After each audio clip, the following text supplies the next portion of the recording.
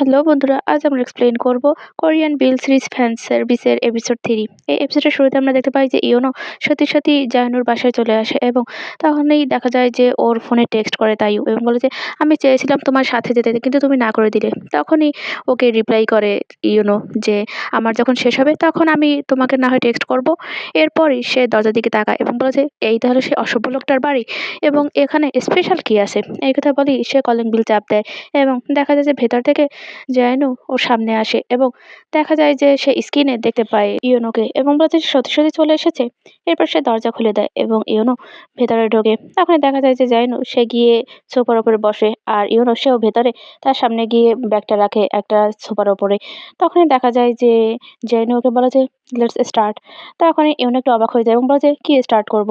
তখনই দেখা যায় যে জাইনু সে ওর হাত ধরে টান দেয়, যার কারণে ও ব্যালেন্স সামলাতে না পেরে জানুর হাঁটুর উপরে পড়ে যায় এবং ওর মাথাটা ওর দু পায়ের মাঝখানে পড়ে যায়, যার কারণে ইয়ন অনেক বেশি অবাক হয়ে যায়। সে সাডেনলি মাথাটা তোলে, যার কারণে নাকে ব্যথা পায় জেনু এবং তখনই দেখা যায় যে ওর নাক দিয়ে দরদর করে রক্ত বের হতে থাকে এবং সেই দৃশ্যটা দেখে তাড়াতাড়ি ইউনো সরি বলে এবং টিস্যু দিয়ে ওর নাকটা চেপে ধরে। জেনু টিস্যু দিয়ে নাকটা চেপে ধরে ওকে বলে যে তুমি কি আবার পুলিশ স্টেশনে ফেরত যেতে চাও। তখন ইউনো বলে তুমি একদমই ইচ্ছে করে করিনি। তখন জাইনু বলে যে ইচ্ছে করে করনি।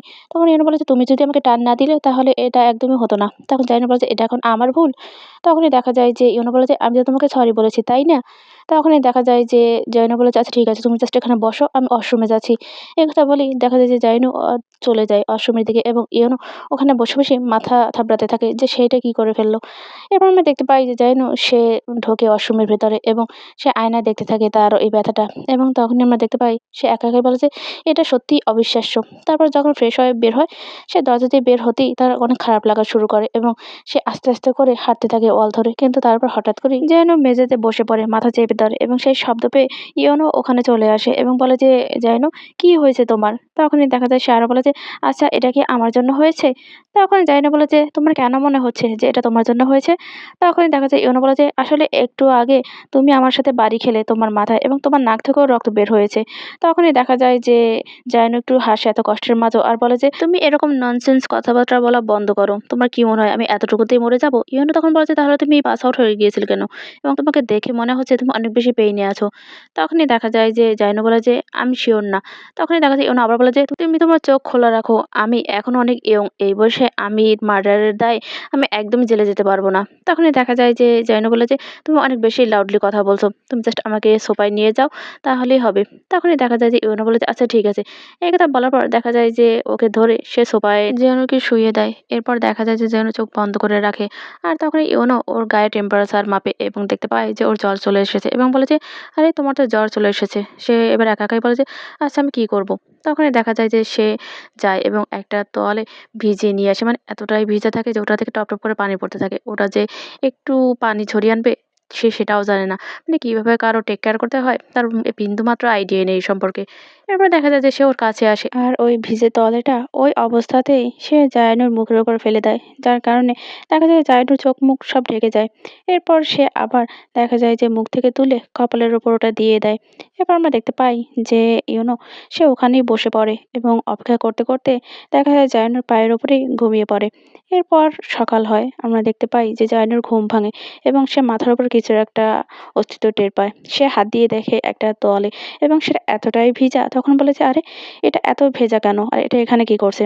তখনই সে উঠে বসে এবং দেখতে পায় ইউনোকে তার পায়ের ওপর শোয়া। তখনই বলে যে ও এই কথা। সে মনে হয় কখনো কারো পরিচর্যাই করেনি, জানে না যে কিভাবে কি করতে হয়। এরপর সে ওর মাথাটা নামিয়ে রাখে এবং একটা কুশন টেনে সেটার উপর ওর মাথাটা শুইয়ে দেয়। জাইনু এবার উঠে ফ্রিজ থেকে বিভিন্ন জিনিসপত্র নেয় এবং ব্রেকফাস্ট বানানো শুরু করে। তখনই ওখান থেকে দেখা যায় যে ইউনোর ঘুম ভেঙে যায়। সে ওখানে আসে এবং বলে যে আরে তুমি তো অসুস্থ, তুমি এখানে কি করছো। তখনই জাইনু বলে যে ও তোমার ঘুম ভেঙে গেছে। তখন দেখা যায় ইউনো আবার বলে যে আসলে তুমি যে অসুস্থ আমাদের কি হসপিটালে যাওয়া উচিত না। তখনই দেখা যায় জাইনু বলে যে কোনো দরকার নেই, আমি ঠিক আছি, এটা প্রায় এরকম হয়ে থাকে। তখন ইউনো বলে যে যদি প্রায় এটা হয়ে থাকে তাহলে সেটা নর্মাল কি করে হয়। তখন দেখা যায় যে জাইনুকে বলে যে আমার হয়ে গেছে, তুমি বসো, আমি এখনই আসছি, আর এটা তেমন কোনো সমস্যা না। জাইনু এবার খাবারটা দুটোর প্লেটে বাড়ে এবং সেটা টেবিলে এনে রাখে। ইউনো তখন ওখানে দৌড়ে আসে এবং বলে যে এটার স্মেলটা তো অনেক সুন্দর। তখনই দেখা যায় যে জাইনুকে বলে যে তোমার তো ক্ষুধা নেই তাই না। তখনই দেখা যায় যে ইউনো একটু ইতস্তত বোধ করে এবং বলে যে, "ইটস ওকে।" তখনই দেখা যায় জাইনো হেসে ফেলে এবং বলে যে, "আমি জাস্ট মজা করছিলাম। এটা তোমার জন্য, খাও।" তখনই দেখা যায় যে ইউনো খুশি, খুশি মনেই খেতে থাকে আর বলে যে, "এরকম জোকস কে করে?" এরপর আমরা দেখতে পাই যে হঠাৎ করেই ওর ডোরবেলটা বেজে ওঠে এবং তখনই যে জাইনো বলে যে, "আমি দেখছি কে এসেছে।" এই কথা বলার পর সে ওখানে যায় কিন্তু স্ক্রিনে কাউকেই দেখতে পায় না। তখন সে বলে যে আবারও সেই একই ঘটনা। এরপর আমরা দেখতে পাই যে বাহিরে একটা পার্সেল আসে এবং সেটা ওরা ভেতরে নিয়ে আসে। ওটা খোলার পর সেখানে একটা চিঠি দেখা যায় যে, "জাইনো তুমি শুধু আমার দিকেই তাকাবে।" ওখানে কিছু উইক আর অন্যান্য কিছুও ছিল। তখনই দেখা যায় যে জাইনো বলে যে, "এট লিস্ট এবারে হাতের লেখাটা পড়া গেছিল।" তখন দেখা যায় ইউনো বলে যে, "তুমি কি এসব অনেক বেশিই পাও?" জায়ানো বলে যে, "এটা কিছু না।" এই কথা বলে সে টেবিলে আবার বসে পড়ে। ইউনো বলে যে, "কি বলছো কিছু না? এটা ক্রাইম এবং এটা স্টকিং।" তখন দেখা যায় যে জায়ানো আবারও চুপ করে থাকে এবং বলে যে, "টু বি অনেস্ট এইজন্যই আমি ঐদিন এত বেশি রিঅ্যাক্ট করে ফেলেছিলাম এবং অনেকদিন ধরেই এটা ঘটে আসছে।" এই কথা শোনার পর দেখা যায় যে ইউনো সে চুপ করে থাকে। তখন দেখা যায় জায়ানো আবার বলে যে, "আমি পুলিশের কাছেও এই নিয়ে বলেছি এবং আমি ডায়েরি করেছি। কিন্তু তারা কোনো সমাধানই আমাকে দেয়নি এবং ধীরে, ধীরে এটা আমার অনেক বিরক্তির কারণ হয়ে উঠেছে। এখন আর এগুলোকে আমি কিছু মনে করি না। হয়তো কারো কাছে এটা জাস্ট জোকস বা অবসেশন কিন্তু যে এগুলো রিসিভ করে তার কাছে এগুলো অনেক বেশি পেইনফুল।" দেখা যায় সে আবারও বলে যে, "এইজন্যই আমি ঐদিন তোমার সাথে অত হার্শ বিহেভ করেছি। I am sorry." তখন ইউনো বলে যে, "কোনো ব্যাপার না। আমি বুঝতে পারিনি যে এটা এত সিরিয়াস হবে।" এই কথা বলেই সে বক্সটা বন্ধ করে দেয়। তখনই দেখা যায় যে জেন আবারও বলে যে, "ধন্যবাদ এগুলো বোঝার জন্য।" তখনই দেখা যায় যে ইউনো আর কিছুই বলে না। এর পরের দৃশ্যে আমরা দেখতে পাই যে ইউনো তার সবকিছু গুছিয়ে সে ওর বাসা থেকে চলে যেতে নেয়। তখনই জাইনো পেছন থেকে বলে যে, "তোমার ইন্টারভিউ না হয় আমরা কালকে আবার নেব। তুমি কালকে আবার চলে এসো।" তখনই দেখা যায় যে ইউনো বলে যে, "আচ্ছা ঠিক আছে।" এই কথা বলার পর সে দেখা যায় ওখান থেকে বের হয়ে যায়। এরপর আমরা দেখতে পাই যে ইউনো ওর বাসায় আসে এবং তাইয়োকে কল করে এবং বলে যে, "তুমি নিশ্চিত ওখানে টায়ার্ড হয়ে গেছো। সারাদিন তুমি ওখানে ছিলে।" তখন দেখা যায় ইউনো বলে যে, "আসলে এটা এতটাও বাজে না। আমি ঠিক আছি। কোনো সমস্যা নেই। আমি যতটা খারাপ ভেবেছিলাম সেটা ততটাও খারাপ না। আমার কাছে তো সবকিছু নরমালি মনে হয়েছে।" তখন তাই বলে যে, "নরমাল মনে হয়েছে? যাক বাঁচা গেল।" সে আরো বলে যে, "আমার তো মনে হয়েছিল যে আমি কোনো বিপদের দিকে তোমাকে ঠেলে দিয়েছি।" তখন ইউনো বলে যে, "ইটস ওকে। কোনো কিছুই ঘটেনি। এটাই তো অনেক কিছু, তাই না?" তারপরে দেখা যায় সে আরো বলে যে, "আসলে সবকিছু অনেক স্মুথলি ঘটেছে আমার সাথে।" তখন তাই বলে যে, "আচ্ছা তাই নাকি? তাহলে তুমি এখন একটু রেস্ট নাও। কালকে কি তুমি ফ্রি আছো?"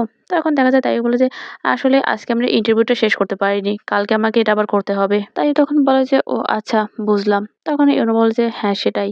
তাই তখন বলে যে, "তুমি আজকে অনেক ভালো একটা কাজ করেছো। যাই হোক গুড নাইট। তুমি রেস্ট নাও।" তখন দেখা যায় যে ইউনো ওকে গুড নাইট বলে এবং ফোনটা কেটে দেয়। আর এই চ্যাপ্টারটা এখানেই শেষ হয়ে যায়। ভিডিওটি ভালো লাগলে অবশ্যই লাইক, কমেন্ট আর সাবস্ক্রাইব করে পাশে থাকবেন। ধন্যবাদ সবাইকে।